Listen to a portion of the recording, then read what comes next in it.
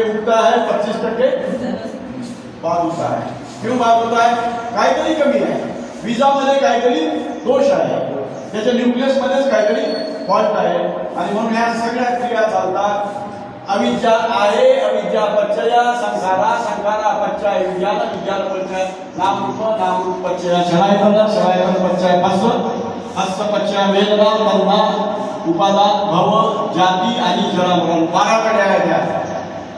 किती कडे आहेत? अशोक चक्राच्या अनुलंब प्रतित्व समुत्पादाच्या किती आहेत? 12 कडे आहेत. आणि या 12 कड्यात आले क्लॉकवाईज रोटेशन प्रमाणे पहिले 2 आले सत्य त्याचे स्पष्टीकरण केल्या जातात. जगामध्ये दुःख आहे, दुःखाचं कारण आहे. हा झाला अनुलोम प्रतित्व समुत्पाद. त्याच्या विरुद्ध जो आहे तो प्रतिलोम प्रतित्व समुत्पाद. प्रतिलोम काउंटर क्लॉकवाईज, घड्याळाच्या विरुद्ध दिशेने जाणार आहे. आणि अविद्या निरोधो, अविद्या निरोधा संखार निरोधो. अविद्या निरोधा, अविद्येचा निरोध केल्यानं संस्कारांचा निरोध होतो. संस्काराचा निरोध केल्यानं विज्ञानाचा निरोध होतो. विज्ञानाचा निरोध केल्यानं नामरूपाचा निरोध होतो. विज्ञान निरोधा नामरूप निरोधो, नामरूप निरोधा षडायतन निरोधो, षडायतन निरोधा फस्स निरोधो, फस्स निरोधो वेदना निरोधो. स्पर्श केला तर वेदना नष्ट होते. वेदना नसेल तर तृष्णा निर्माण होत नाही. वेदना नष्ट केल्या की तृष्णा. विपश्यनावाले ते स्पष्ट करून राहिले आहे. विपश्यनावाले काय करून राहिलेले आहे? वेदना खलास करून राहिले. वेदनाचा समूळ नाश केला की तृष्णा नष्ट होते. वेदनेतून तन्ना, तन्नामध्ये तृष्णा निर्माण होते. तृष्णा निर्माण झाली की पुढची सायकल केली जाते. म्हणजे म्हणतात वेदनेतून प्रज्ञा निर्माण करा. वेदना पच्चया प्रज्ञा. गुंतले लोक विपश्यने. लोक कुठे गुंतले? निरुंजती म्हणतात त्याला. निरुंजती अशा तऱ्हेनं निरुंजती म्हणजे भिजणे, नष्ट होणे. त्यांना निरोधा उपादान निरोधो, उपादान निरोधा भव निरोधो, भव निरोधा जाती निरोधो. जाती निरोधो जरा मरण 12वी कडी त्याचा नाश होते. म्हणजे अविद्येचा नाश केल्यानं पुन्हा चक्र हे उलट फिरतं. तिथं दुःख निरुंजती, दुःखाचा निरोध होतो. तो आहे प्रतिलोम प्रतित्व समुत्पाद. Counter clockwise it revolves. It revolves इने घड्याळाच्या काट्याच्या विरुद्ध दिशेने जो फिरतो तो दुःख मुक्तीचा, दुःख नष्ट करण्याचा प्रतिलोम प्रतित्व समुत्पाद आहे. आणि घड्याळाच्या काट्याला फिरतो तो दुःख समुदाय निर्माण करणारा आहे. म्हणून प्रतिलोम प्रतित्व समुत्पाद शेवटचे 2 आर्य सत्य सांगतो. दुःखाचा निरोध आणि दुःख निरोधाचा उपाय. दुःखाचा निरोध आणि दुःख निरोधाचा उपाय म्हणजे आर्य अष्टांगिक मार्ग. उपाय काय सांगितला? आर्य अष्टांगिक मार्ग. दुःख नष्ट करण्याचा उपाय काय? आर्य अष्टांगिक मार्ग. दुसरा उपाय नाही दुःख नष्ट करण्याचा. तो दिला 8 फोल्ड नोबल पाथ. प्रज्ञा हा काही सम्यक दृष्टी आहे की सम्यक दृष्टीनंतर पुढे चालतो. 8ही अंग चालतात आणि हे सतत फिरणार आहे. आता ते विपश्यनावाले म्हणतात हे वेदना बाहेर काढा, चक्र तोडा म्हणतात. Law of wheel of law it should be broken, it should be shattered. Shattered करा म्हणजे त्यातली एक कडी तोडा. एक कडी तुटल्याशिवाय चक्र तुटेल का? कड्या दोघांचा एकमेकाला जोडलेला आहे. दोघांचा चक्र कडाने सतत फिरत राहील. 12च्या 12 कडे एकमेकाला जोडले आहेत. Dependent origination, law of dependent origination. एका कडीवरती पुढची कडी अवलंबून आहे, पुढच्या कडीवरती त्याची पुढची कडी अवलंबून आहे, पुढच्याच्या पुढच्या. आणि 12ही कड्या ह्या एकमेकाशी अखंडपणे जोडलेल्या आहेत. आणि हे चक्र कसं आहे? गतिमान होत आहे, थांबत नाही. तोडायचं काय मग करायचं? वेदना काढा म्हणतात म्हणजे स्टॉप करा. आपण काय तोडायचं? हा? आपण काय तोडायचं? आपल्याला काही नाही. तेच म्हणतात वेदना पाहत असताना काही येईल.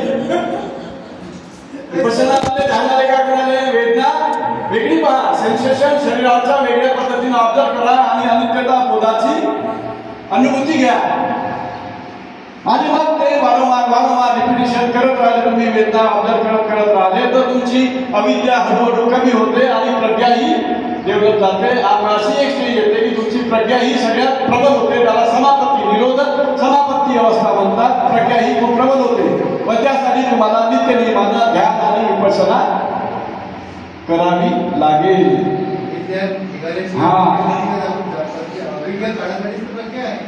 प्रज्ञा वेदना परिचय प्रज्ञा म्हणतात ते.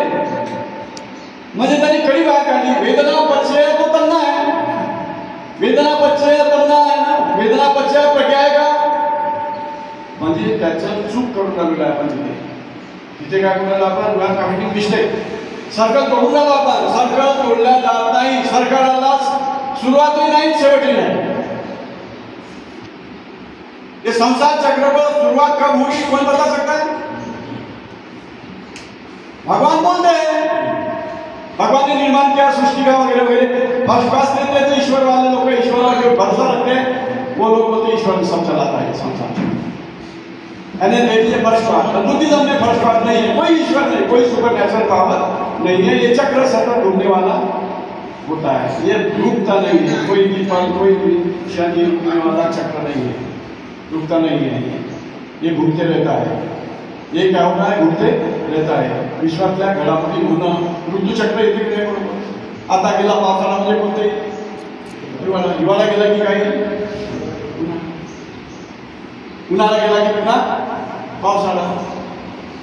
सूर्य सकाळी उगवतो संध्याकाळी डुबतो. ग्रह गोलक फिरून राहिलेले आहे. विश्वातली ऑर्डर सुद्धा बरोबर चालू आहे. ज्या दिवशी सूर्य संपावर गेला त्या दिवशी विश्व सगळं संपूर्ण तो संपावर जात नाही. सूर्य आहे म्हणून आपण जिवंत आहोत. सूरज है इसलिए हम जिंदे हैं. ये जीव सृष्टि है. झाड़ है, पौधे है, प्राणी मात्र है, पशु पक्षी भी है. क्यों? सूरज उगता और डूबता है इसलिए है. सूरज ना तो उगता है ना तो डूबता है. जन्म ना तो होता है ना तो मृत्यु होता है. आता आचार्य सारखं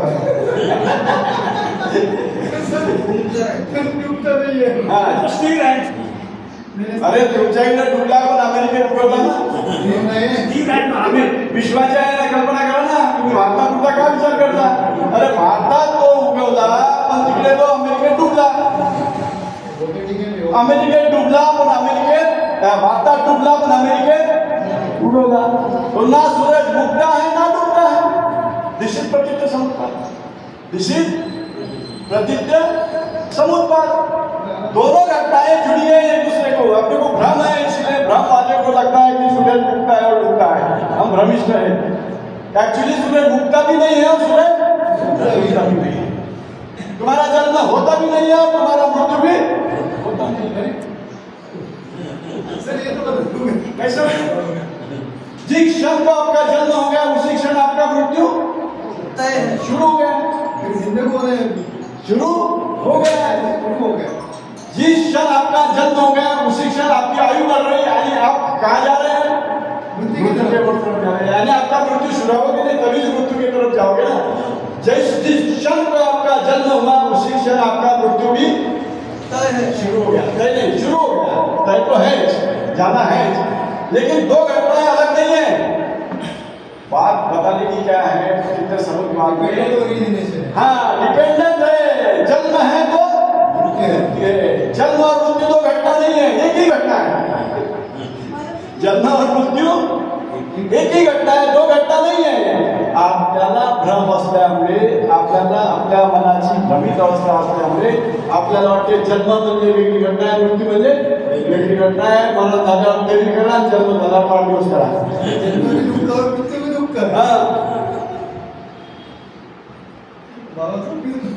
भ्रमात असल्यामुळे आपल्याला आपण वाढदिवस साजरे करून राहिलेला आहे. ऍक्च्युअली मृत्यूदिवस साजरे करायला पाहिजे. हर दिन मैं क्या हो रहा हूँ? मर रहा हूँ. हर दिन मेरा क्या हो रहा है, मैं मृत्यु देखता हूं। आचार्य वशिष्ठ का किताब है, आचार्य वशिष्ठ ने बहुत लिखा है फिलोसॉफी का, मैं मृत्यु को देखता हूं, ये किताब है उसका, वो सब फिलोसॉफी बातें उसने लिखी है। आचार्य वशिष्ठ बहुत बड़ा फिलोसॉफर है, वो लागू नहीं पड़ता बुद्धिज्म के क्षेत्र में, बुद्धिज्म क्षेत्र में फेल है वो, या लागू नहीं पडता है, लेकिन ही जे फिलोसॉफर त्याला आपल्या जगातल्या लोकांना भ्रमित केलंय, जे तर तुम्हाला ऍक्सेप्ट करावंच लागेल, you cannot deny him as a philosopher. मैं मृत्यु देखता हूं, ये किताब है मेरे पास, तो प्रतीक समुद्रात आपको बताता है कि प्रत्येक घटना एक दूसरी से जुड़ी हुई है। Nothing is independent, nothing is independent. कोई भी चीज दुनिया की, ये विश्व की कोई भी घटना इंडिपेंडेंट नहीं है। ये सार है प्रतीक समुद्रात का, यानी पूरे विश्व की दुनिया की घडामोडी होती है, इव्हेंट्स होते, सगळे चालतात त्या प्रतीक समुद्राच्या सिद्धांतावर चालतात। इथे फर्शवाद नाही, कोणता ईश्वर नाही, ईश्वरामुळे ह्या सगळ्या घडामोडी चालतात। हे नाकारायचं होतं बुद्धाला, बुद्धाला काय नाकारायचं होतं, ईश्वर कंट्रोल करतो, ईश्वर नियंता है, हाँ विश्व करता है, विश्व को निर्माण करता है, उसको चलाता भी है गॉड। मैंने कहा जनरेटर, जी म्हणजे जनरेटर, वो म्हणजे ऑपरेटर, और डी म्हणजे डिस्ट्रक्टर। उत्पाद और लय, उत्पाद और लय की प्रक्रिया सतत घटती रहती है, लेकिन इसको घटाने वाला ब्रह्मा है, चलाने वाला विश्व को चलाने वाला कौन है, निर्माता ब्रह्मा है, चलाने वाला विष्णु है। निर्माता कौन, ब्रह्मा, और चलाने वाला कौन, विष्णु। दोस्तों घेते नव्हतं, बुद्धांनी 9व्या अवतारात टाकलं ते, जगाला चालवायचं होतं म्हणून ब्रह्मवादीनं काय केलं, बुद्ध को भी 9वा अवतार बना दिया। आपण ते महाविहार मूर्ती विहार आहे ते आमचंच आहे, कारण बुद्ध विष्णूचा 9वा अवतार। आमची मायथॉलॉजी सांगते, आमची मायथॉलॉजी सांगते की बुद्ध हा विष्णूचा 9वा अवतार आहे, म्हणजे बुद्ध हा तुमचाच नाही, बुद्ध आमचाही आहे, त्यामुळे तुमचंच नाही ते महावीर बुद्ध विहार, तर आमचं सुद्धा आहे। हा डिफेन्स आहे त्यांचा कोर्टात, सुप्रीम कोर्टामध्ये त्यांचा डिफेन्स हा असा आहे।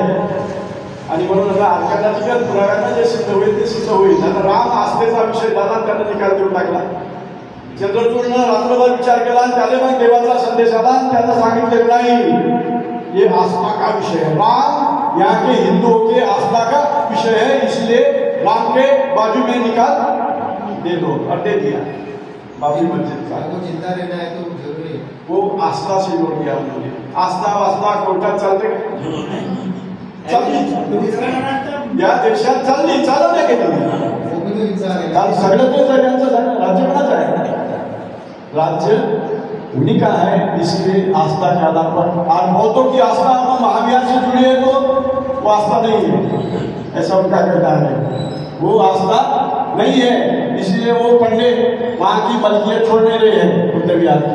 हम मांग रहे हैं, अभी मांग चल रहे, उठा रहे हैं, बहुत अच्छी बात है। तर हा प्रतिलोम आणि हा कॉज आणि इफेक्ट जी थेरी आहे, मी सायन्स केले तो थोडा आता, म्हणजे आधुनिक विज्ञान काय सांगते, त्या आधुनिक विज्ञानाच्या सिद्धांतावरती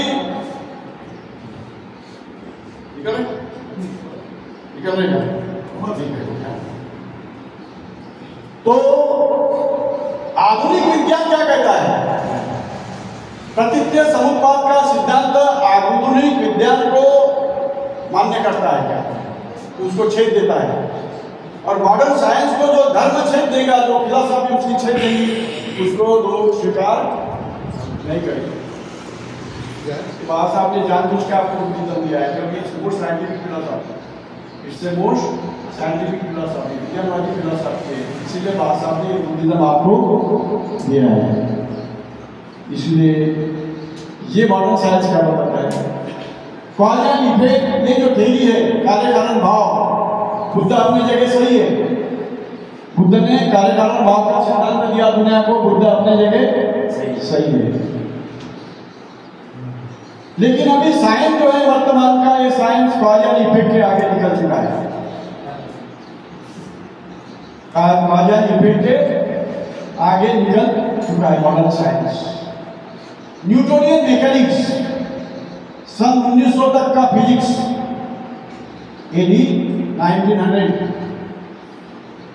उसको न्यूटोनियन मैकेनिक्स कहते हैं। न्यूटोनियन जो साइंस कॉज एंड इफेक्ट के ऊपर आधारित है, जो साइंस कौन से सिद्धांत के ऊपर आधारित है, कॉज एंड इफेक्ट। 1900 के बाद 1900 के बाद में 1900 के बाद में जो साइंस विकसित हुआ है उसमें आइंस्टीन का रोल बहुत बड़ा है। किसका रोल? आइंस्टीन का। आइंस्टीन ने दुनिया को क्वांटा की कंसेप्ट दिया। क्वांटा आधे एक पुंज का,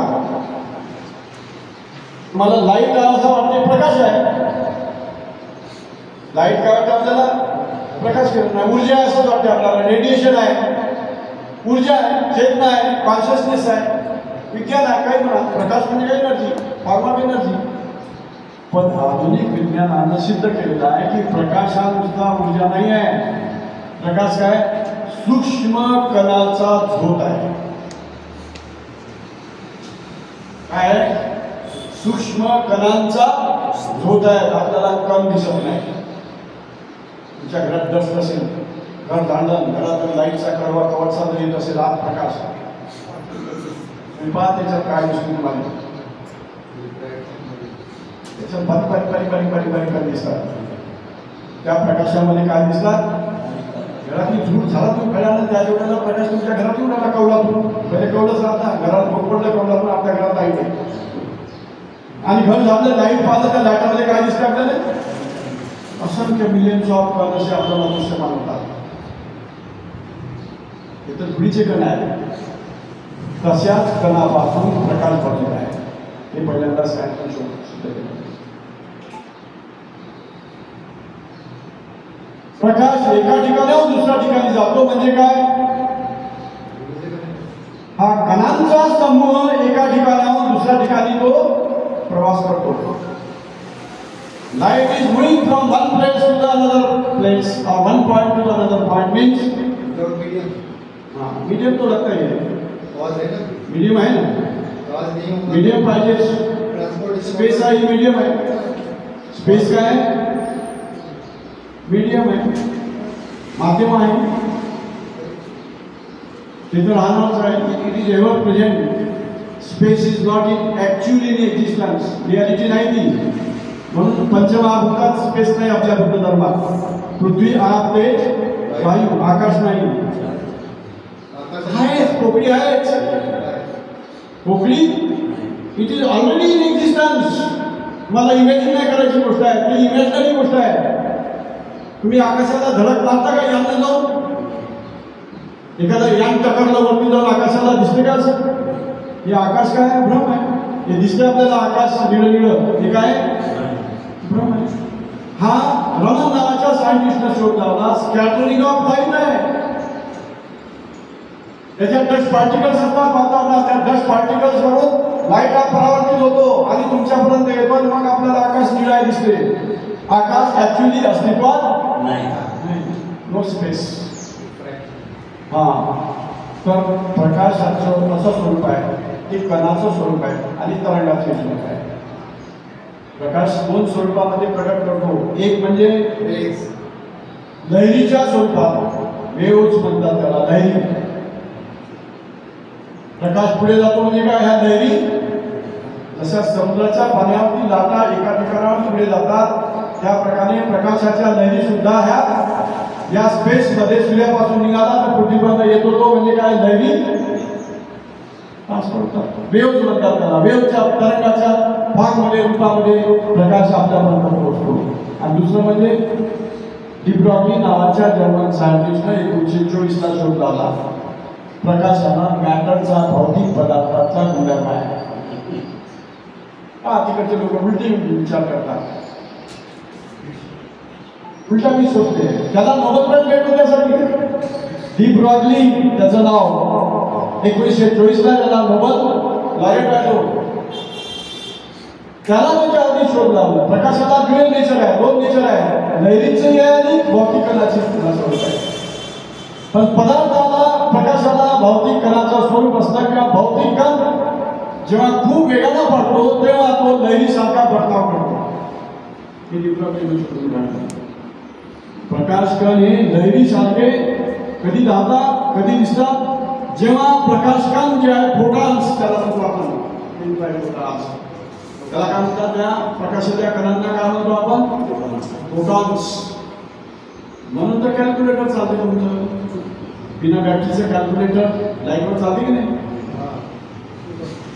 ते कशामुळे चालते प्रकाशामधल्या फोटॉनमुळे चालते मी मोबाईलमध्ये बॅटरी टाकायला लागते पण पहिले कॅल्क्युलेटर पाहिजे असते तुमच्या ऑफिसला बॅटरी टाकायला नव्हती लागत चार्जिंग करायची गरज नव्हती ठेवून द्या उजेड असला ट्यूबलाईटचा की ते चालू आहे म्हणजे प्रकाशाचं रूपांतर इलेक्ट्रिकल ऊर्जेमध्ये होत होतं हे काय होतं प्रकाशात फोटॉनचे कण आहे फोटॉनचे कण त्या मेटलवरती पडले आता तुमच्या घरात लावल्यात ना तुम्ही वरती इलेक्ट्रिकचे काय चालू आहे प्रकाशाचं कन्व्हर्शन विद्युतमध्ये हा फोटो इलेक्ट्रिक इफेक्ट आणला कन्वर्जन ऑफ एनर्जी आहे आइन्स्टाईनला कन्व्हर्शन ऑफ एनर्जी आहे पण ती एनर्जी कशी कन्वर्ट होते त्याचं रूपांतरण कसं घडून येतं हा शोध आइन्स्टाईनला आणि 1920 ला त्याला या शोधासाठी नोबेल प्राइज मिळाला कोण great physicist Albert Einstein theory of relativity एक शोध आणि दुसरा फोटो इलेक्ट्रिक इफेक्ट हा जो सांगला तुम्हाला हा दुसरा शोध त्यानं काढला हे शोध आणि त्यांनी फोटॉनची संकल्पना आणली पहिल्यांदा फिजिक्समध्ये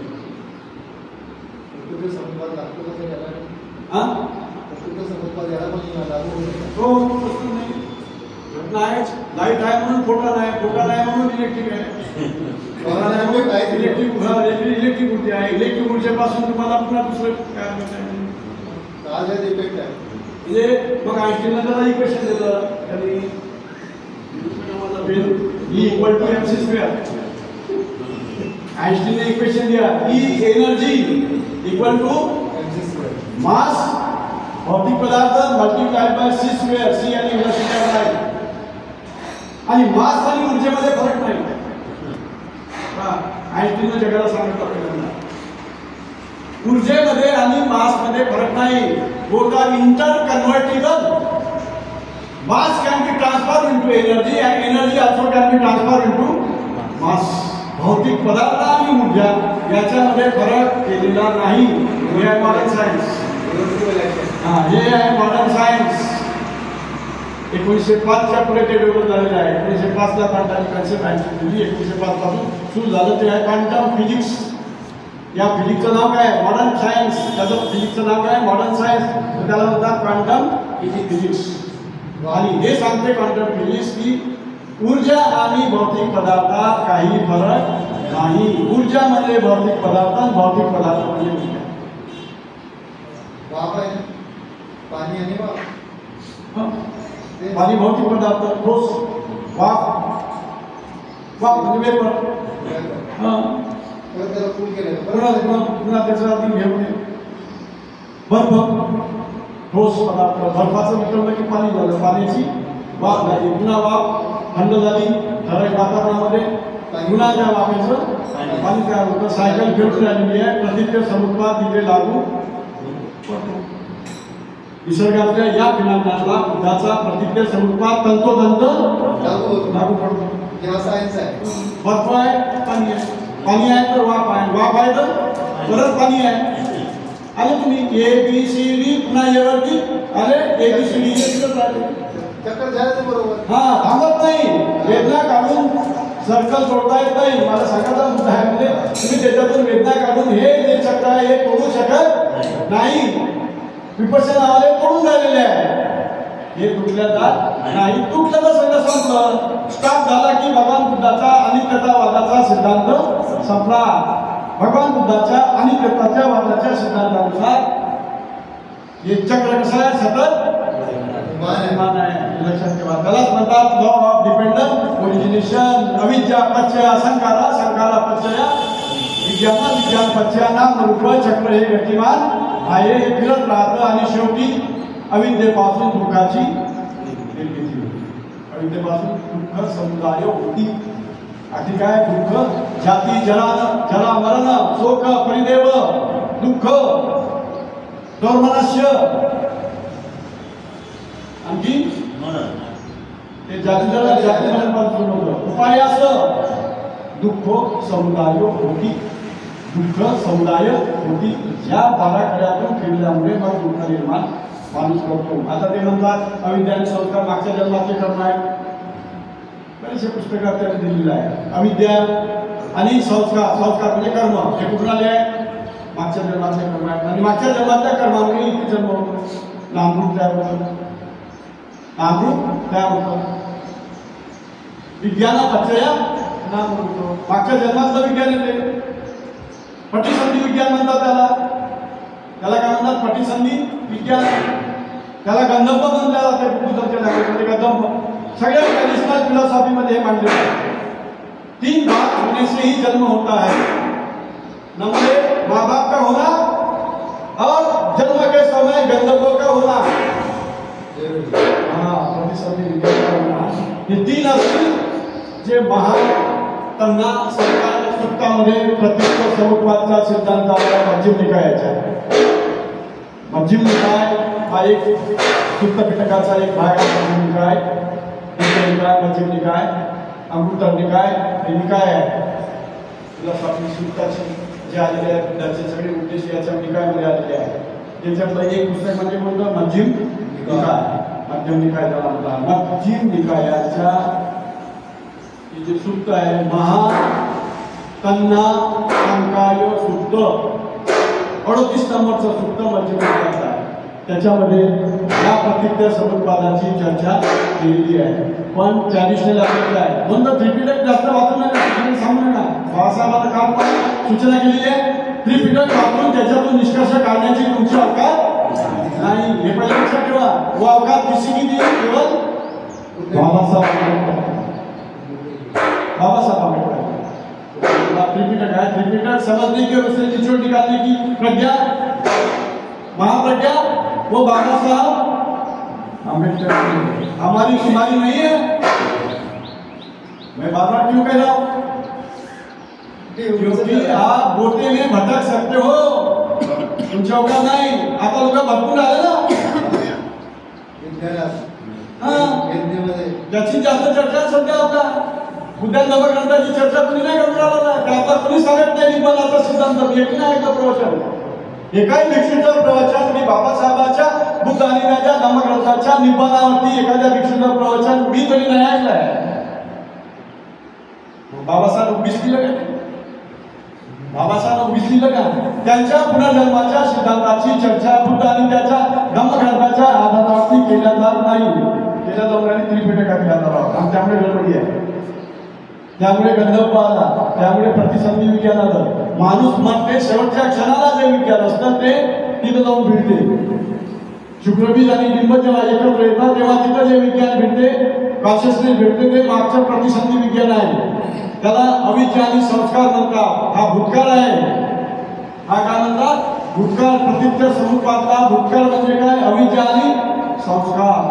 आणि विज्ञान पासून सुरू झाला तर जातीपर्यंत त्याईपर्यंत सुरू झाला तो विज्ञान. विज्ञान पासून सुरू झाला त्या जातीपर्यंत हा वर्तमान काळ आहे. आणि नंतर मग जाती आणि जरामरण हा भविष्य काळ आहे. जाती आणि जरामरण हा भविष्य काळ आहे. जिथं जन्म झालेला आहे. जाती म्हणजे जन्म. जाती म्हणजे काय? जन्म. जात नाही शरूकाश. बौद्ध धर्मात जाती म्हणजे जन्म होणे. जन्म होणे झाले की सांगितलं जरामरण. जरा म्हणजे म्हातारपण येणार, बुढापा येणार, व्याधी होणार आणि मरण. ही सायकल आहे.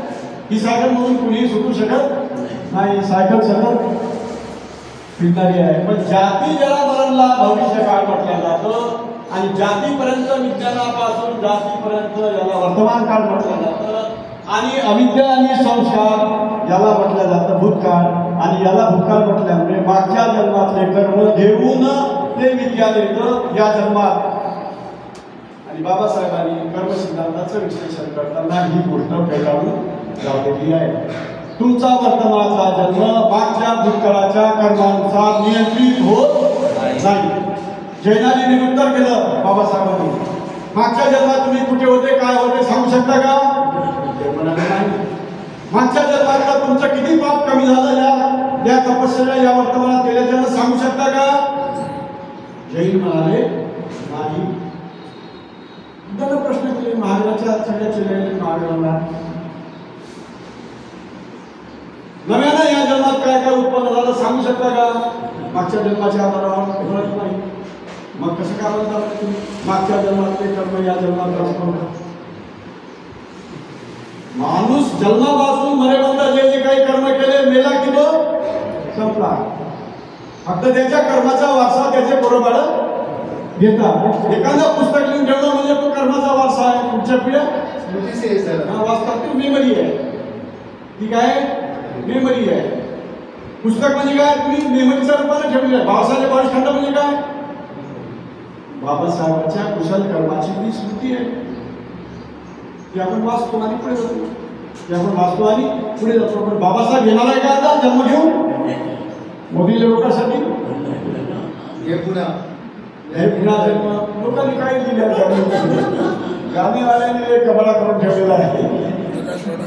हे पुन्हा जन्म. आता अरे बाबासाहेब पुन्हा जन्म घेणार नाही. तुमचे प्रश्न तुम्हालाच सोडावं लागेल. त्यासाठी धडपड तुम्हालाच करावं लागेल. त्यासाठी संघर्ष तुम्हालाच करावं लागेल. बाबासाहेब फिर से आने वाले नाही है. भारताचाच पुनर्जन्म होत नाही असं म्हटलं जातं ट्रॅडिशनल वाङ्मयात. मी तर म्हणतो कुणाचाच पुनर्जन्म होत नाही. अर्थच का? काय अर्थ? विकारमुक्त झाला म्हणून त्याला पुनर्जन्म नाही असं मानलं जातं. ते काय झाले? निब्बाण अवस्थेला गेले म्हणजे काय झाले? विकारमुक्त झाले. आता विकारमुक्त झाले म्हणून त्याला पुन्हा जन्म नाही. हे प्रतिज्ञ समुत्पादाची सायकल त्याप्रमाणे इंटरप्रिट करतात. तुम्ही आता निब्बाण अवस्थेला गेले म्हणजे काय? जन्म मृत्यूच्या फेऱ्यामधून तुम्ही मुक्त झाले. जन्म मृत्यूच्या फेऱ्यामधून तुम्ही मुक्त झाले. हिंदू धर्माचा बेस काय? जन्म मृत्यूच्या फेऱ्यामधून आत्म्याची सुटका करायची असेल तर अमुक यज्ञ करा, अमुक क्रिया कर्म करा, म्हणजे तुम्हाला आत्म्याच्या याच्यामधून मुक्ती, तुमचा आत्मा मुक्त होईल. म्हणजे जन्म मृत्यूच्या सायकल मधून तुम्हाला मुक्ती पाहिजे असेल तर तिथे सुद्धा प्रतिज्ञ समुत्पादाचं इंटरप्रिटेशन करताना सुद्धा तुम्हाला दिसेल याच पद्धतीनं जन्म मृत्यूच्या सायकल मधून बाहेर पडणारा मार्ग म्हणजे प्रतिज्ञ समुत्पाद याच्या पद्धतीने मांडली झालेली आहे. पण मला ते अजिबात माझ्या डोक्याला पटत नाही. इथं जन्म मृत्यूच्या सायकल मधून तुम्हाला बाहेर पडायचं नाही आहे. जन्म होतच राहणार, मृत्यू होतच राहणार आहे. मागची पिढी गेली, ही पिढी आली, त्याच्या पुढची पिढी, ही सायकल चालूच राहणार आहे. तुमचा पुनर्जन्म होणार नाही. मुक्त होणं म्हणजे काय? जन्म तुम्हाला पुनर्जन्म नाही म्हणतात. ज्याचा पुनर्जन्म नाही तो मुक्त झाला आणि ज्याला पुनर्जन्म आहे तो मुक्त झाला नाही. पोटातला विकारातच तृष्णेतून मुक्ती आहे. हा, तृष्णेतून मुक्ती म्हणजे तृष्णेवरती नियंत्रण प्राप्त करणे. बूझ जाना नाही. निपान का अर्थ चुकीचा केला लोकांनी. बूझ जाना, निपान का अर्थ बूझ जाना नाही. याच्यात तसंच लिहिलेलं आहे प्रतिज्ञ समुत्पादात.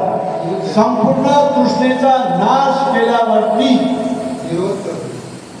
तुम्ही मुक्त झाले, तुम्ही निब्बाण अवस्थेला गेले. बाबासाहेब अग्निसूक्तामध्ये म्हणतात पूर्ण विकारांचं मानव समवनीय नसतं, विकार हे नेहमी जडत असतात. अग्निसूक्ताप्रमाणे बाबासाहेब विचार निब्बाण संकल्पना घेऊ आपण पुढचं व्याख्यान. फार सुंदर बाबासाहेबांनी विचार केलेलं आहे. Passions are just like a burning fire.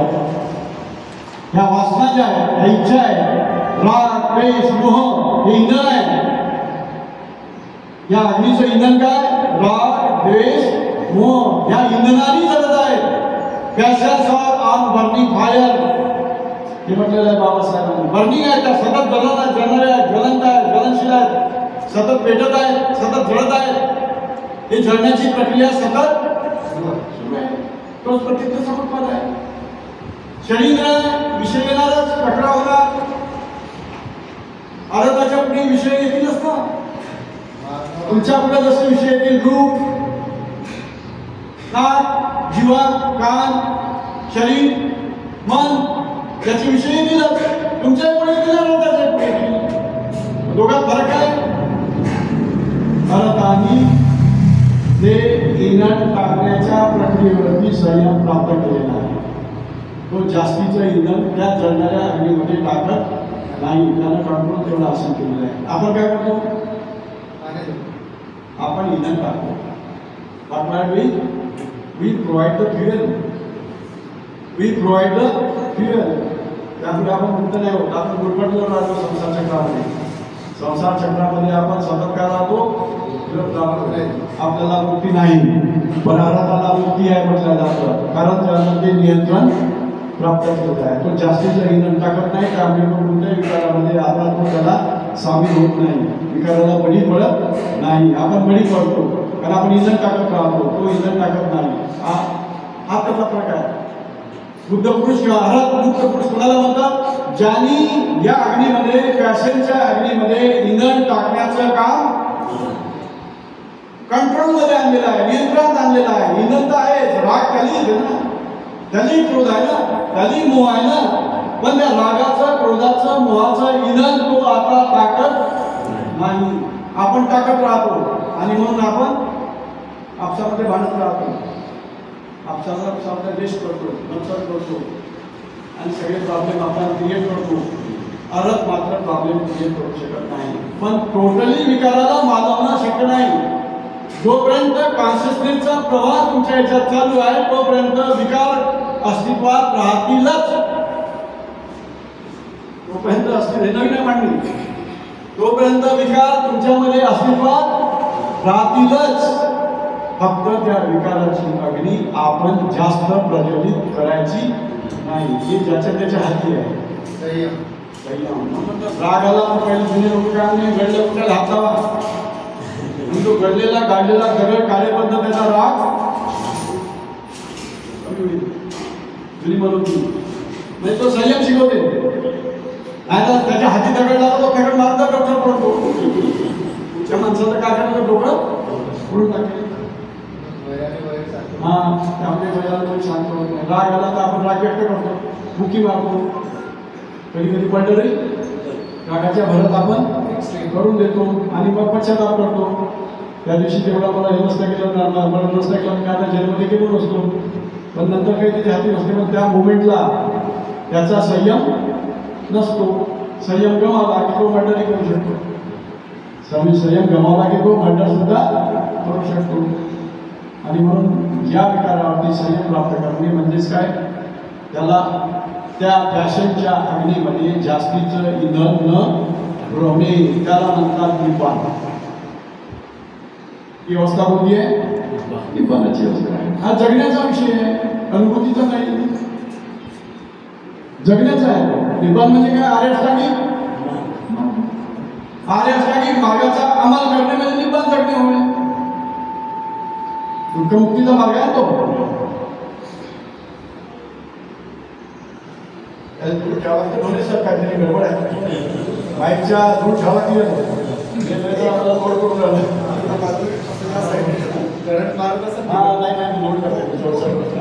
तोच त्याचा रिफ्लेक्शनचा आवाज आणि दॅट क्रिएट्स प्रॉब्लेम.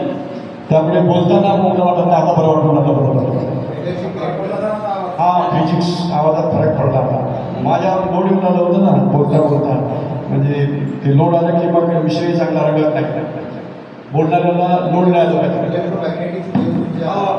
त्या पुन्हा त्याच्यात चालल्या ना, आणि जे बोलतो त्याच पुन्हा त्याच्यात रिशी होऊन राहिलेल्या तिथल्या तिथे.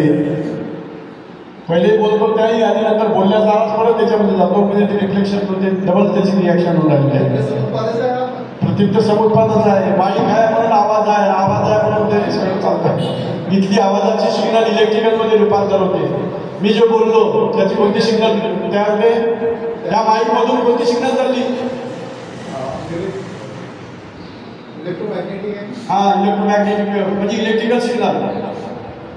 कोणती सिग्नल आहे? ऑडिओ सिग्नल आहे ती आवाजाची, म्हणजे ऑडिओ सिग्नल.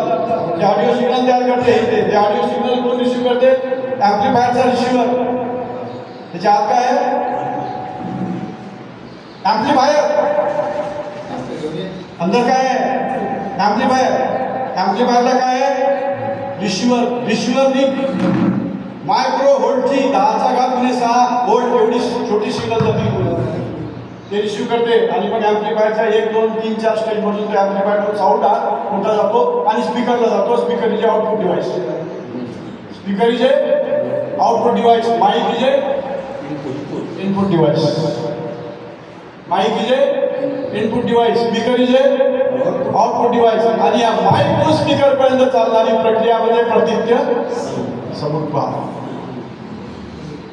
माइक आहे तर सिग्नल आहे, ऑडिओ सिग्नल आहे तर रिसिव्हर आहे म्हणून तो रिसिव्ह करते, आणि ऍम्प्लिफायर आहे म्हणून तो ऍम्प्लिफाय करते, आणि स्पीकर आहे म्हणून पुन्हा त्याचं रूपांतर आवाजामध्ये होते. मीडियम तर आहेच हो, तुम्ही आहेच हो, मीडियमचा काही त्याच्यात रोल नाही आहे या प्रोसेसमध्ये. Medium is ever present, medium is ever present, त्याचा रोल नाही आहे त्याच्यामध्ये, त्याचा रोल नाही आहे, मीडियमचा रोल नाही आहे. त्याचं कन्व्हर्शन होऊन राहिलेलं आहे इलेक्ट्रिकल एनर्जीचं, साऊंडचं कन्व्हर्शन इलेक्ट्रिकल ऊर्जे, इलेक्ट्रिकचा ऊर्जा रूपांतर पुन्हा साऊंड मध्ये होते. ही प्रोसेस आहे ती, तो मीडिया आपण ॲज्युम केलेला आहे. It is assume thing, there is a necessity of media.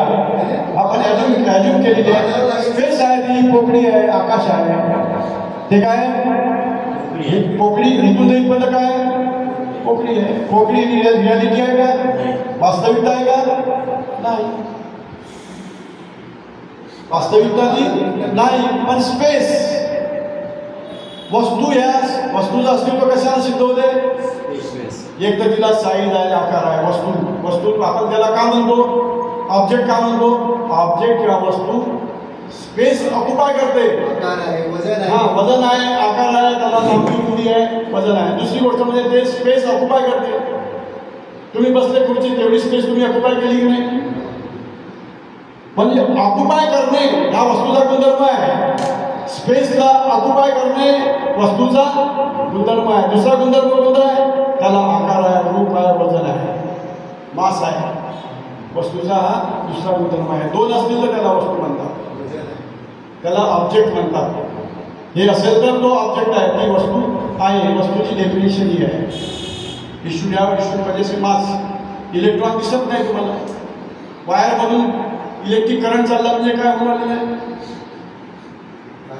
Electromagnetic wave चालली तिथून. साऊंडचं रूपांतर इलेक्ट्रोमॅग्नेटिक, इलेक्ट्रिक करंट म्हणजे इलेक्ट्रोमॅग्नेटिक वेव्ह. ती काय फ्रिक्वेन्सी तिथे रिसिव्ह करते रिसिव्हरला पुढे तो त्याला ॲम्प्लिफाय करते, मोठी करंट घेते, त्याला 1000 पटीनं मोठं करते, आणि पुन्हा प्रक्रिया स्पीकरमध्ये घडून जाते. त्या इलेक्ट्रिकल एनर्जीचं रूपांतर साऊंड एनर्जीमध्ये स्पीकर करते. त्याला डायफ्राम आहे. स्पीकरला काय आहे? डायफ्राम आहे, तो व्हायब्रेट होतो. त्याप्रमाणे साऊंड ठरतो. तुमच्या कानाला काय डायफ्राम. या पडद्याच्या व्हायब्रेशन्स नुसार तुम्ही आवाज ऐकू शकता. तिने व्हायब्रेशन झाली की ब्रेन रिसिव्ह करतो, आणि ब्रेन एनालिसिस करतो. अमुक गाणं आहे, अमक्या फिल्मचा आहे, त्याला म्हणतात माइंड. अनुभूती कोण घेतो? माइंड. माइंडला कोण चालवते? चेतना, ऊर्जा. माइंड म्हणजेच काय? कॉन्शियसनेस, चेतना किंवा विज्ञान. अनालिसिस कोण करते? माइंड. सगळ्या गोष्टीचा, 6 इंद्रियाच्या विषयाचा अनुभूती कोण घेते? अनुभव कोण करताय? सुखद वेदना कोण अनुभव करते? वा वा वा, पुरणपोळी बनवली, काय गोड झाली, मस्त. कारल्याची भाजी बनवली, किती कडू झाली, त्याची अनुभूती कोण घेते? त्याला अनुभूतीला कोण पुरवते? कारल्याच्या भाजीचा प्रोग्राम कोणा पोहोचवला? कोणा पोहोचवला? तुम्ही ऐकता आता श्रवण इंद्रिय तुमची ऍक्टिव्ह आहे. बद्दल अनालिसिस करता, समजून घेता, बरोबर सांगते, चूक सांगते की बनवते. त्याचा अनालिसिस कुठे चालू आहे? सीपीयू मध्ये, central processing unit, that is mind. Brain म्हणजे काय? माइंड. ब्रेनच्या फॅकल्टी जोपर्यंत सही सलामत आहे तोपर्यंत सगळ्या गोष्टींचं तुम्हाला अनालिसिस, स्पष्टीकरण बोलता येते, चालता येते. ब्रेनच्या फॅकल्टी सगळ्या इंटॅक्ट आहे तोपर्यंत. कोमात गेला, ब्रेनच्या फॅकल्टी खराब झाल्या, आता तो बोलू शकत नाही, पाहते पण बायकोले बोलवू शकत नाही, मेमरी त्याची रिकॉर्ड होत नाही. माणूस जिवंत आहे, माणूस मेला नाही अजून. माणूस काय आहे? जिवंत आहे. पण कशात आहे? कोमात. जिवंत माणूस आणि कोमात असलेला माणूस काय फरक आहे? एनर्जी नाही,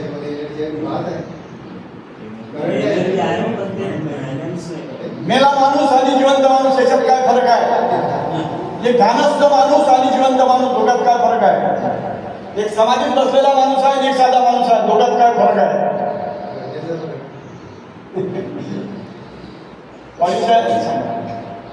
दोघांतही चेतनेचा प्रवास सुरू आहे तरी समाधीत आहे, पण त्यांना आपल्या फॅकल्टीचं वर्किंग हे स्तब्ध केलेलं आहे. त्याने काय केलेलं आहे? स्तब्ध केलं आहे. त्यामुळे आपल्याला वाटतं तो एकाग्र आहे, पुढे जाऊन आहे. जिवंत माणसाच्या फॅकल्टी चालूच आहे. दोघांचा चेतनेचा प्रवाह समाधीत बसलेल्या माणसाच्या शरीरात हीट आहे आणि जिवंत माणसाच्या शरीरात काय आहे? ऊर्जा हीट आहे. व्हायटॅलिटी आहे. व्हायटॅलिटी म्हणजे चैतन्य, हालचाल. त्याला जर टोचला आपण तर समाधीत त्याला जर टाचणी टोचली तर तोही आपला शुद्धीवर समाधीतला माणूस खरडून लागला होता, काढून टोचलं म्हणून.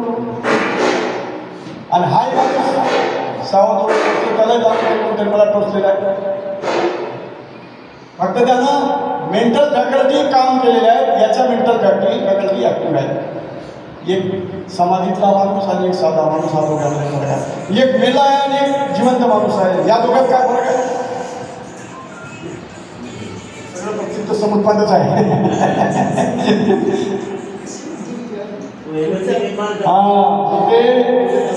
मेल्या माणसात कॉन्शियसनेसचा प्रवाह ठप्प झालेला आहे.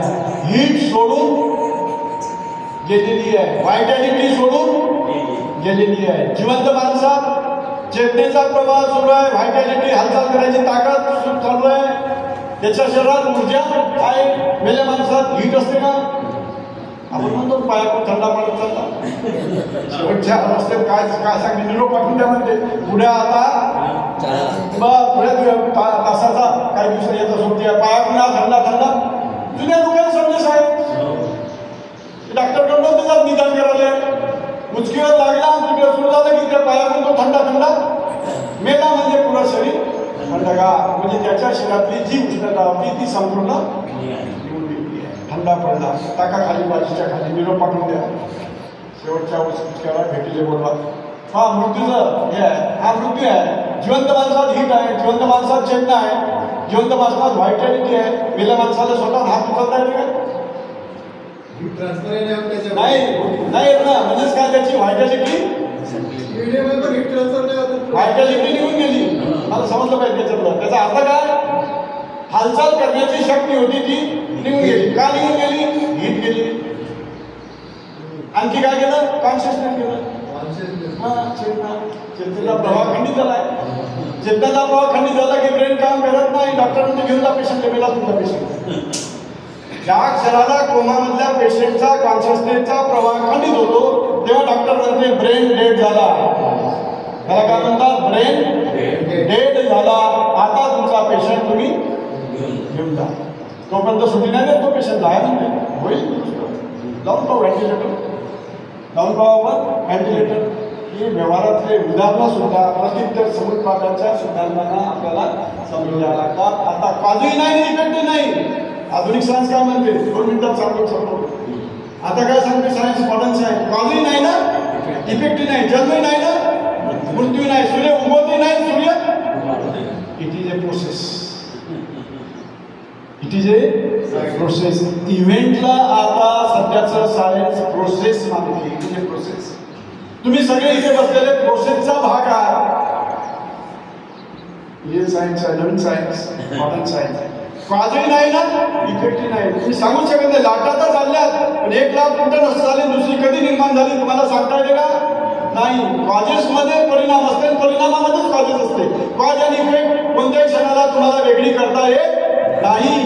कारणामध्येच परिणाम आणण्याचं ताकद आणि परिणामामध्ये पुन्हा परिणाम घडवण्याचे कॉजेस दडलेले आहेत.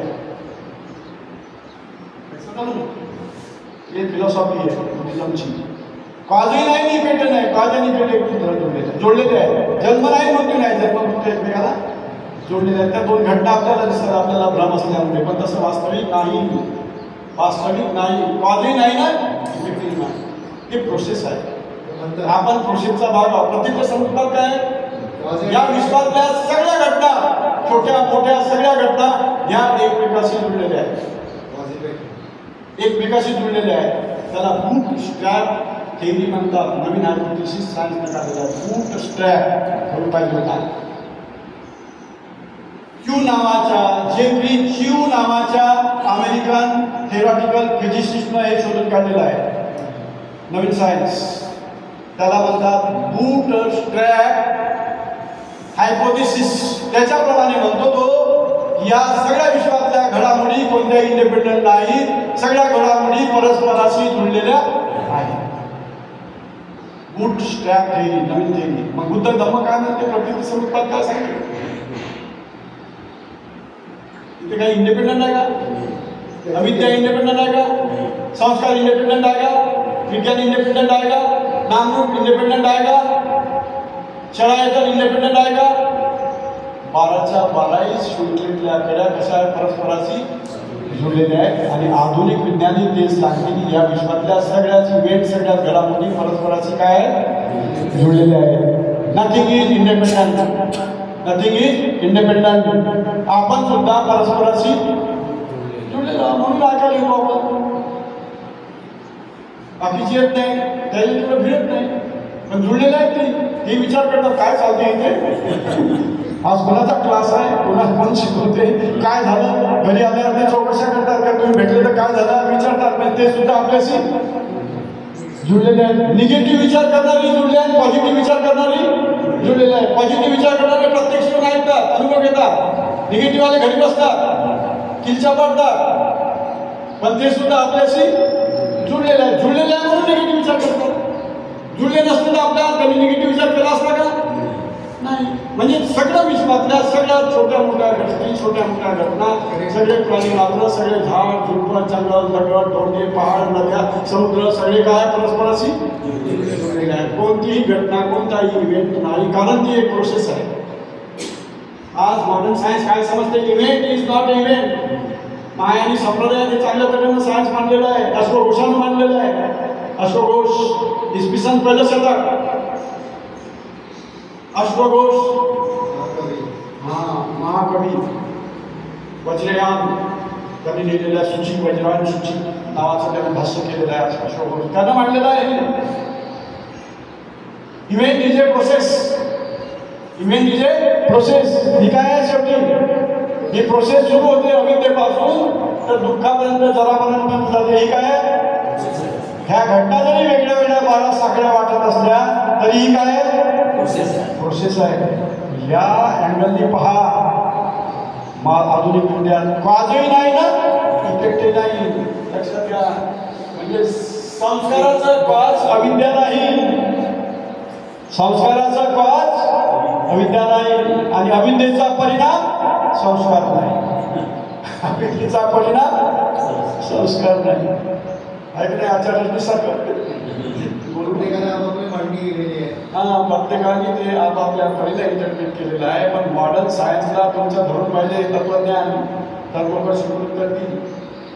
बुद्ध धर्म तेव्हा स्वीकृत करतील तर तो मॉडर्न सायन्सच्या बदलत्या संकल्पनेला कुठेही छेद देत नाही, तरच स्वीकारतील. नाही तर सायंटिफिक आहे.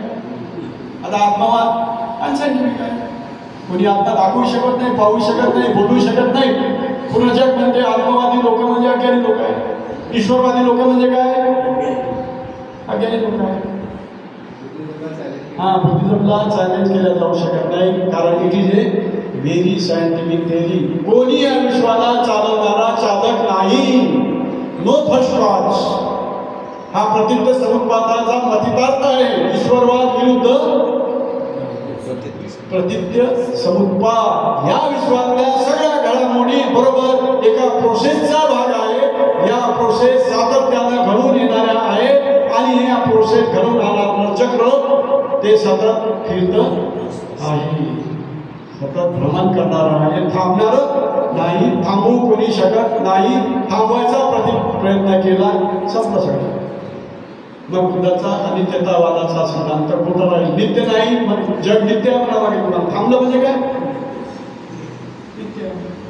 थांबत नाही म्हणजे अनित्य. गतिमान आहे म्हणजे सर्कलला सुरुवात आणि शेवट नसते.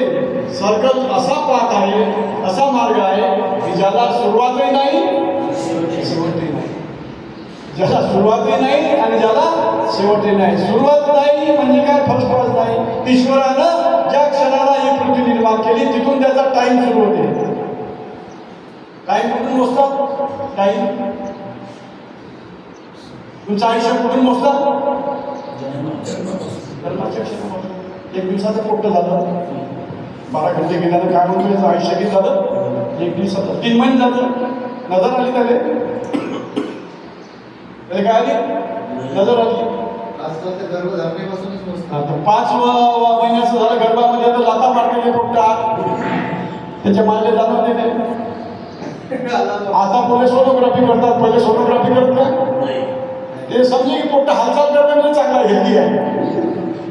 गर्भामध्ये पोट्ट बरोबर लाथा झाडते इकडून तिकडून म्हणजे ते पोट्ट हेल्दी आहे. आणि काहीच हालचाल नसलं होतं, काहीतरी गडबड आहे.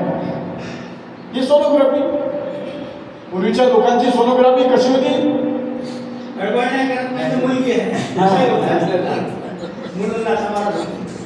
ते मोठं झाल्यावर मारतात ना, तिकडून सुरू होते पहिल्यापासूनच. मोठा असताना लाथा मारणं सुरू होते, लवकर बाहेर काढतो म्हणजे लवकर बाहेर काढतात. त्याच्या हालचाली सुरू होतात 5व्या 6व्या महिन्यापासून, 7व्या महिन्यापासून हालचाली सुरू होतात. पण डायजेस्ट सिस्टीम सुरू व्हायची आहे, त्याची श्वसन यंत्रणा सुरू व्हायची आहे. त्याचा तो ऑक्सिजन घेऊ शकत नाही. ऑक्सिजनसाठी कोणावर अवलंबून राहावं लागते? आईवर. पोट्ट परसाकडे करते का अंदर? का नाही? चालूच नाही झाली, आलंच नाही झाली अजून. आईच्या याच्यावर निर्भर आहे. जे जे खाईल त्याला तेच काय स्टेम सेल. नाड म्हणजे का? नाड जुळलेली आहे म्हणतो म्हणजे काय? तो स्टेम सेल. तो काय आपला स्टेम सेल. नाड जोडलेली आहे आईच्या सोबत. बाळाची नाड जोपर्यंत जोडलेली आहे तोपर्यंत बाळ पूर्णपणे आईवरती निर्भर आहे. ज्या क्षणाला ते बाहेर येतं त्या क्षणाला पोट्ट बुमलणं सुरू करते. हा, लॉ ऑफ डिपेंडंट ओरिजिनेशन. पोट्ट बाहेर आलं म्हणजे रडायला सुरू करते. का रडते?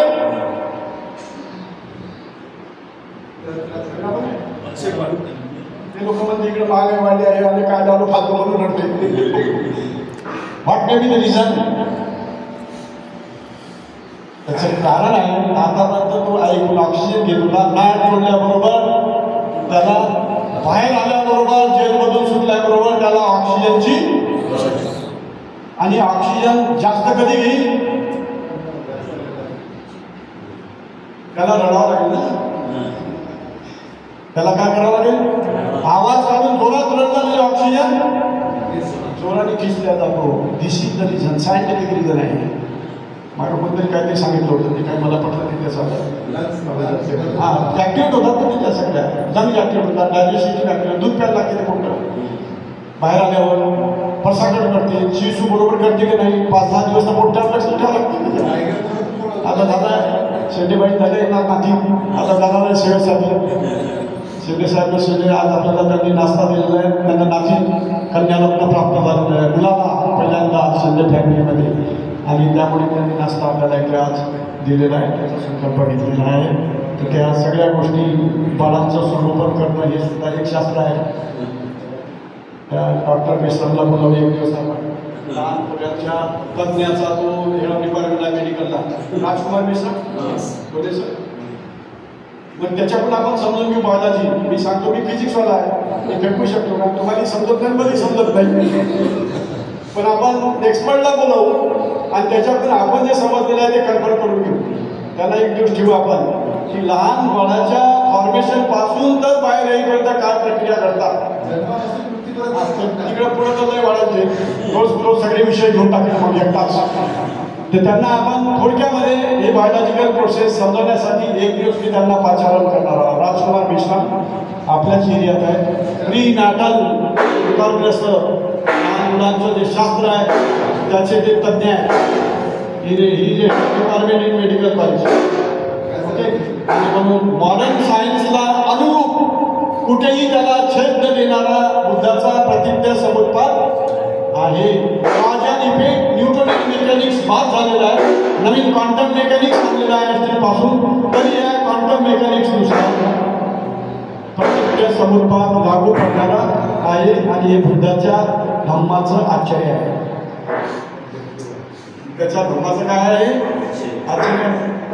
2,500 वर्षापूर्वी त्यांनी सांगितलं त्याचं आश्चर्य आहे की वर्तमानातलं सायन्स एवढं झपाट्यानं बदलून राहिलेलं आहे तरी सुद्धा बुद्ध धम्माचे सिद्धांत मॉडर्न सायन्सला अनुकूल आहे. This is a glory of that philosophy. ते अपील झालं पाहिजे तुम्हाला. बेसच आहे ना सर तो. हो आहे पण समजत नाही लोकांनी. तुम्हाला समजते फक्त मेन आहे इमारत उभी आहे त्याच्यावर नवीन डेव्हलपमेंट आहे आणि ते कळत नाही तुम्हाला. आज ब्रिज जो कापडाचं पुस्तक लिहिलं टाविल ब्रिज एवढं सुंदर पुस्तक आहे की त्यांना पूर्वेकडचं जे अध्यात्म आहे त्यात बुद्धिझममध्ये इंक्लूड केला गेला. हा बुद्ध धर्म आणि वेस्टर्नवाल्यांचं सायन्स हे कुठेतरी मॅच होते, कुठेतरी मॅच होते आहे. त्याचं समायोजन होऊन राहिलेलं आहे आणि म्हणून बुद्धिझमला आशा जगात फोपावण्याची आशा फक्त एकाच धर्माला आहे. तो धर्म म्हणजे बुद्धिझम. हे आपल्या आधी बाबासाहेबांना केलेले अनंत उपकार आहे. आपल्यावरती बाबासाहेबांनी आपल्याला बौद्ध धर्म देऊन ही आपल्यावरती केलेले अनंत उपकार आहेत मित्रांनो. आणि म्हणून ते सांगणं ते मांडणं आणि प्रसारण माझे खूप व्याख्यानं झालेले आहे बुद्धिझम मॉडर्न सायन्सवरती. मोठ्या मोठ्या ऑफिसेसमध्ये झाले आहे. DGPT ऑफिसमध्ये देशमुख अध्यक्ष होते आणि मी वक्ता होतो. 10-15 ब्राह्मण लोक ऐकायला होते. जेव्हा मी मांडले हे सगळं त्यांनी मुक्तामी केली. अरे पहिली बार सुद्धा तुम्ही आम्ही यायचं पहिल्यांदा आम्ही ऐकलं म्हणजे या पद्धतीची मांडणी आम्ही पहिल्यांदा ऐकली म्हणे. म्हणून तुम्हाला सांगावं लागेल ना, इंट्रॅक्शन करावं लागेल. माणसं तुम्हाला कन्वर्ट करायचं आहे की शिव्या घालून द्यायला कोणाचं आहे. आपण काय केलं नुसत्या शिवाय द्यायला माणसं तुटली त्यामुळे ते म्हणजे याचं कामच लिहायचं शिवाय देते याच्याकडे काहीच नाही. अरे तुमच्याकडे सोना आहे, सोना परोसने का काम करो, द्वेष किसी का द्वेष करने से फिलॉसॉफी पनपती नहीं है. म्हणून अशोकानं सांगितलं ना ज्याचे त्याचे धर्म द्यायला पडू द्या. त्याच्यावर टीका करणं म्हणजे आपल्या धर्माचं नुकसान आहे. त्याच्यावर टीका करणं म्हणजे आपला धर्म लयाला नेणं आहे. टीका करू नका. तुमचं सोनं त्यांना समजून सांगा, त्यांना कन्वर्ट करा. तुमचा ताकद असेल धमक असेल तर. बाबासाहेबांना माणसं काय केले बदलवले म्हणून तो अशोक चक्र ध्वजावर नाही तर त्याचं सुदर्शन चक्र आणा म्हणे. राष्ट्रीय ध्वजावर कोणतं चक्र? घटना समिती सगळ्या लोकांनी मागणी केली की नाही नाही नाही नाही आमच्या धर्माचं एकच चक्र आहे. ते चक्र म्हणजे सुदर्शन चक्र धम्मचक्र. पण बाबासाहेबांच्या पुढे कोण मजा होती का किसी की? बाबासाहेब के सामने कोई आर्ग्युमेंट करेगा? Nothing doing. आणि म्हणून ते धम्मचक्र आणि 4 शिवाची मुद्रा राष्ट्रीय मुद्रा आपली स्वीकारली आपण. 4 शिव म्हणजे काय? बुद्धाचा धम्म आहे. बुद्ध आहे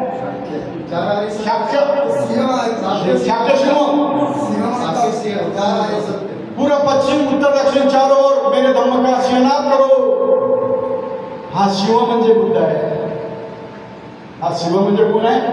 बुद्ध है. धम्मवादी का घोष करने वाला बुद्ध है, उसको बोलते सियानात. बुद्ध के वादी को कहते हैं सियानात. चारों दिशाओं में 4 तोंडाचा शिव आहे. राष्ट्रीय मुद्रा स्वीकारली बाबासाहेबांना. बैल आहे. बैल म्हणजे कशाचा आहे? सिद्धार्थाच्या वडिलाचा धंदा कोणता होता? कृषी. कृषीचं प्रतीक आहे ते. इकडे घोडा आहे. कंटक नावाच्या घोड्यावरती बसून सिद्धार्थानं काय केली? प्रवचन घेतली. कोणत्या घोड्यावर बसून गेला? कंटक. हे सगळे प्रतीक बौद्ध धर्माचे बाबासाहेबांनी घटनेमध्ये आणले, घटनेद्वारे मान्य करून घेतले आणि या भारत देशाला दिले. आणि म्हणून कृपादानी पासून तर सरोजिनी नायडू पासून म्हणाले की आपण बुद्ध धर्माच्या तत्वज्ञानानुसार प्रतिज्ञा समुत्पादाच्या तत्वज्ञानानुसार या देश चालवणाऱ्या लोकांनी आचरण केलं पाहिजे आणि भारताचं आणि सगळ्या जगाचं कल्याण करायचं काम आपण या अशोकाच्या पिलरच्या धम्मचक्रावरून आपण संदेश घेतला पाहिजे. आणि तो मैत्रीचा संदेश संपूर्ण भारतभर या देशातल्या लोकांनी तो मानला पाहिजे, अंमलात आणला पाहिजे. हा त्या प्रतिज्ञा समुत्पादाचा अर्थ आहे. त्याचा इफेक्ट आहे.